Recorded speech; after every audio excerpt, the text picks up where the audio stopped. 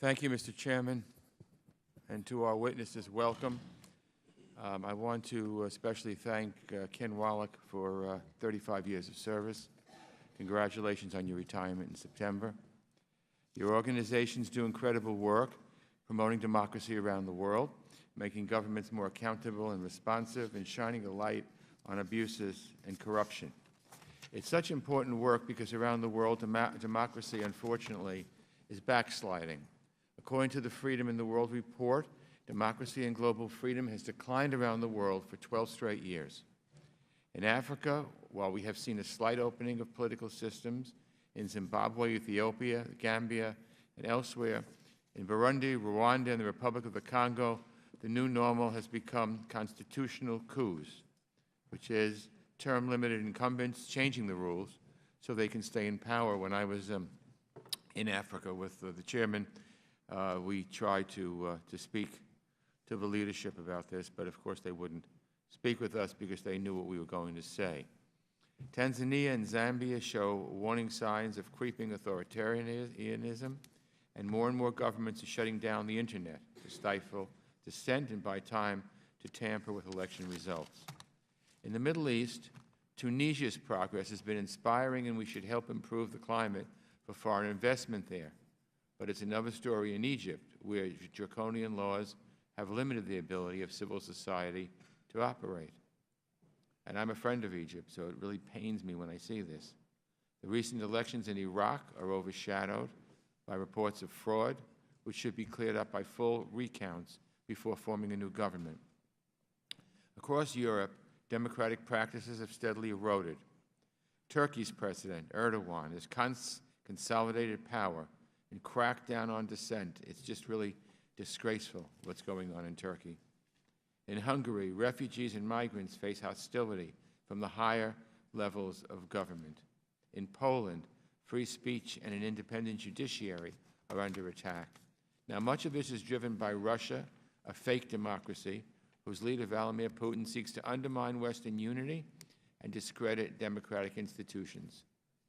Since 2014 in Asia, there's been a military coup in Thailand, a populist leader elected in the Philippines who shoots people on sight because he thinks they're involved with drugs, ethnic cleansing in Burma at the hands of the military, very disappointing. Cambodia's prime minister of 33 years has neutralized political opposition, and China grows more aggressive in oppressing its own citizens, quietly promoting its authoritarian model around the world as an alternative to Western democratic values and chipping away at international norms. Here in our neighborhood, in our hemisphere, Nicolas Maduro has turned Venezuela into a full-blown dictatorship with sham elections, political prisoners, and a denial of the country's humanitarian crisis. Taken together, these cases and others become a problem for our national security. The United States wants to see vibrant democracies around the world, countries that share our values and priorities. Strong democracies make strong partners. When we collaborate with like-minded governments, we're better able to meet challenges, project stability, and drive prosperity. On the other hand, the greatest threats we face come from places where governments are closed off, where human rights aren't a priority, where ordinary citizens have less of a say in choosing their leaders. These are the places where vulnerable people are exploited and extremism is able to take root. So promoting democracy, helping to advance our democratic values around the world, the work that your three organizations do, as I say to the witnesses, should be at the center of our foreign policy. As I often say, it's the right thing to do because democracy helps people live fuller for your lives, and it's also the smart thing to do because democracy is good for our security. That's why it's baffling that the administration has decided that democracy is no longer a foreign policy priority. The budgets the administration has sent us seek to slash investments in diplomacy and development by a third. So many of the efforts we make around the world to strengthen democracy would be hobbled if Congress went along with these draconian cuts. Thankfully, Congress did not. In Nicaragua, for example, 140 people have been killed in the last 2 months, primarily at the hands of President Ortega's thugs. The White House requests for democracy assistance in Nicaragua for next year, 0. The three organizations represented today or rely on federal grants to carry out their important work. Not if the administration gets its way. The State Department even removed democracy from its mission statement. What does that say about American values and American leadership? And on issues like this, leadership starts at the top. Democracy isn't just under attack in distant places.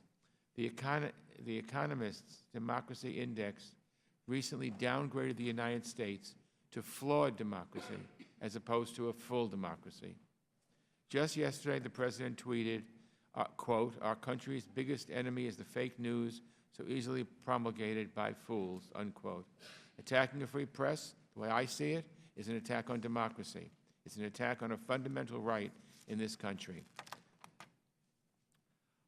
Our President has spoken glowingly of Vladimir Putin, Saddam Hussein, Erdogan, Duterte in the Philippines, Xi in China, and of course in Singapore. He had nothing but kind words for Kim Jong-un, a brutal dictator, a murderer who rules over the most repressive system in the world, all while attacking America's closest friends like Canada. So the world looks to us to set an example, to show leadership, to advance our interests in a way that respects the dignity and rights of all people. And right now, I don't believe we're sending the right message. So I look forward to hearing from our witnesses about how we can get back on track and revitalize democracy as part of our foreign policy. I thank you again, Mr. Chairman, and I yield back. Thank you, Mr. Engel. This morning, I'm pleased to welcome our distinguished guest.